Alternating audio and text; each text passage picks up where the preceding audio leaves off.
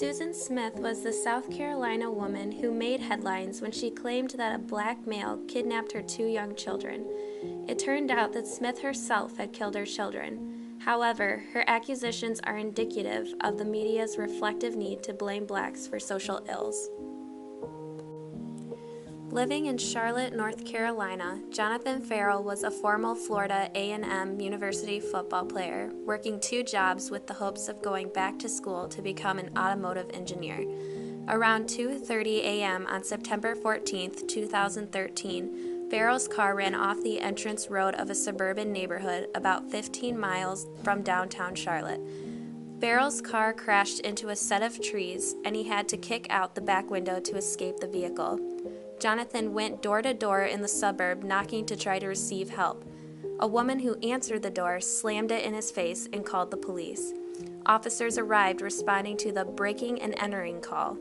As Farrell ran towards the officers, Randall Couric shot him 10 times until Farrell was dead at the scene.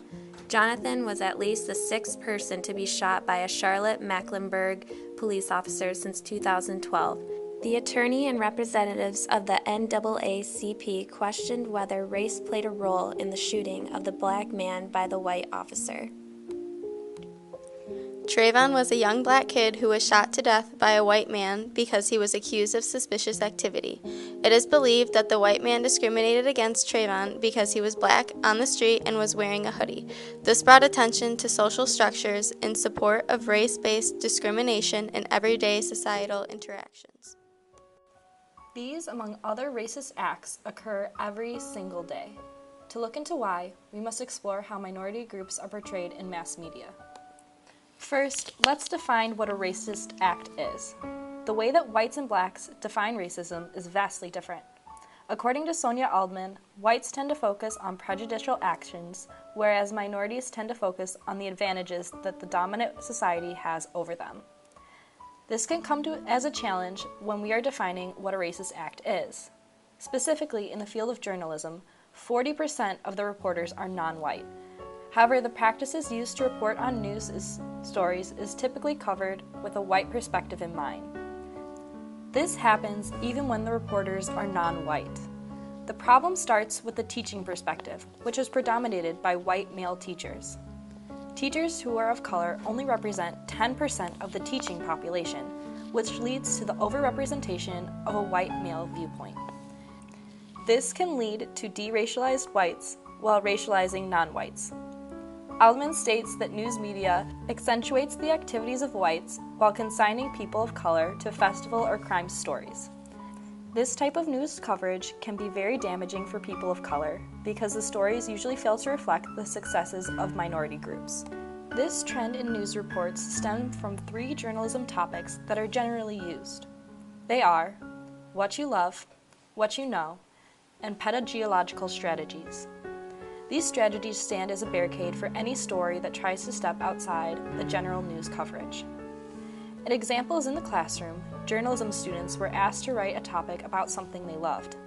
One student wanted to do an intercultural story involving the immigration of her grandparents, but the idea was shut down by not only her peers, but her teacher as well. Starting at the classroom level, many journalists are taught to shut out ideas that would be more representative of minorities. However, our culture and the way journalism is taught tends to focus on minorities only in a way that is overdramatic and non-representative. As Aldman said, when students utilized these news values to justify story ideas, it affirmed that these news values do not enhance journalists' ability to integrate communities of color any better. Only news coverage of minorities that is usually accepted and pursued is that which holds a negative connotation of violence. The professor in this study even stated, "If it bleeds, it reads." This is why stories of minorities tend to center around issues of poverty and violence, among other topics. This portrayal of minorities in the media is what starts priming the public for a negative stereotype. A study by Gibson, Zillman, and Sargent concluded that when a balanced news report was accompanied by photographs that were partial to just one side of an issue, they distorted perceptions of the issue and the direction of the partial images. This is a huge reason that this subtle racism is still occurring every day. Having most minorities being showed in impoverished and uneducated settings starts general ideas about the entire population that are extremely skewed. Another place these skewed images of minorities occur is within the film industry. Let's first take a look at Hollywood. Here, the portrayal of young African American males, usually involving gang and other deviant acts of violence, has become a multi-million-dollar industry. American society has now accepted these stereotypes, which the film media have ascribed to the Black community. Films such as Boys in the Hood and Menace II Society have become multi-million-dollar success stories with the criminal portrayals of young Blacks. This portrayal, over time, has fostered false beliefs in white America regarding the way we perceive and view Blacks. What the media refuses to acknowledge is that the vast majority of Blacks are employed, attend school, and are not involved in gangs or other criminal activities. It is now quite common for young African American males to be stopped and questioned by cops for any reason they see fit. The media has divided the working class and stereotyped young African American males as gangsters or drug dealers. As a result of such treatment, the media have crushed young youth's perspective for future employment and advancement.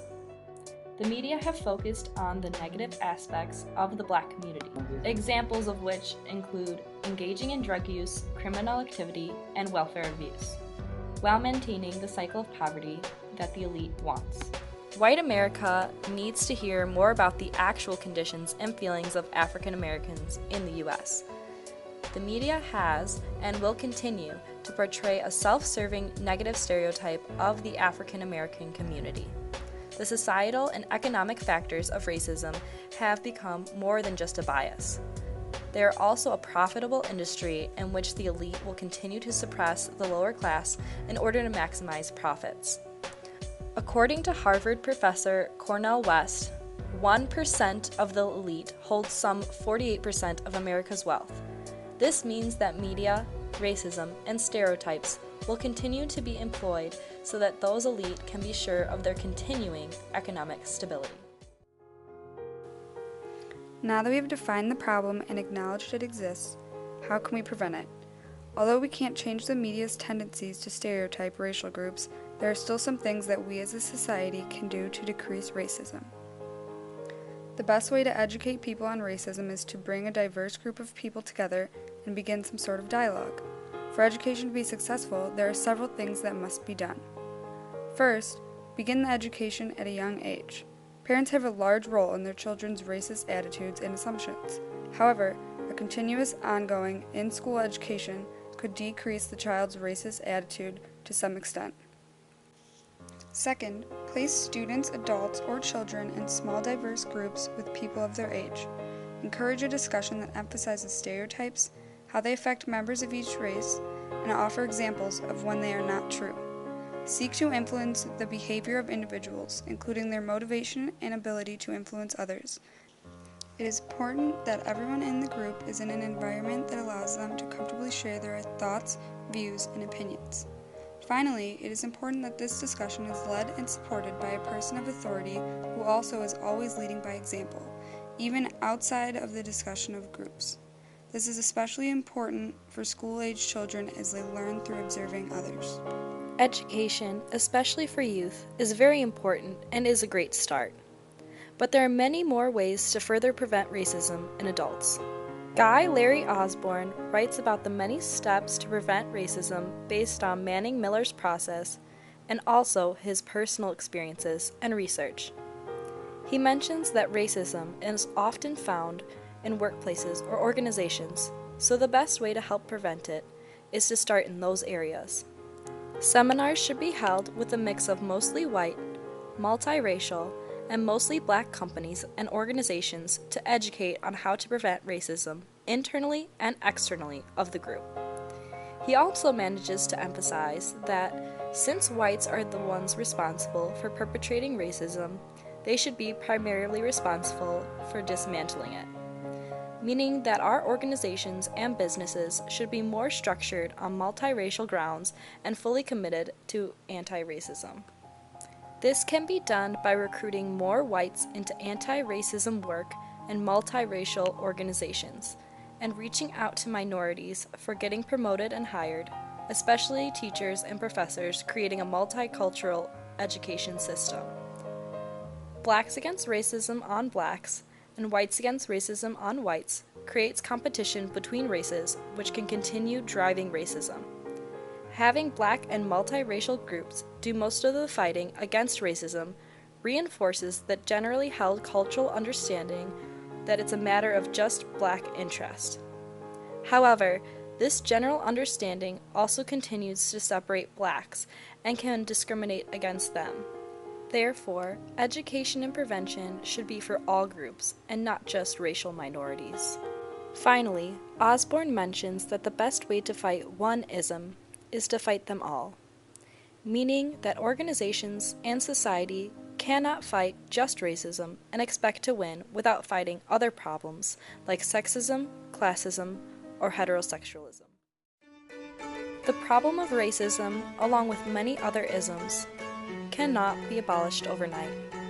It is an ongoing struggle that all of us, as a society, continually need to be aware of each and every day. It is up to us as individuals to take action, come together, and stand up against discrimination. Only together can we make the change.